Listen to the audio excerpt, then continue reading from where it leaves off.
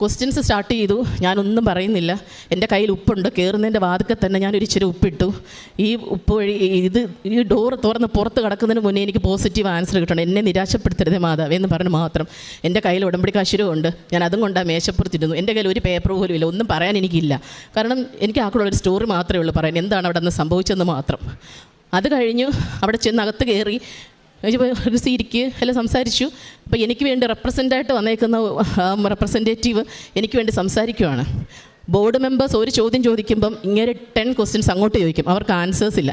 അപ്പോൾ ഞാൻ ഓർക്കുന്നു ഇവിടെ എന്തോ നടക്കുന്ന ഫൈറ്റ്. ശരിക്കും പറഞ്ഞാൽ ഈ റെപ്രസെൻറ്റേറ്റീവും ഇവരും തമ്മിൽ ശരിക്കും യുദ്ധം നടന്നുകൊണ്ടിരിക്കും. ഞാനൊന്നും ഇല്ല. ഞാൻ എന്തെങ്കിലും പറയാൻ തുടങ്ങുമ്പം എൻ്റെ തലയിൽ അടിത്തിക്കുന്ന പോലെ ആരോണ്ടിട്ട് അടിക്കുക തലക്കിട്ട്.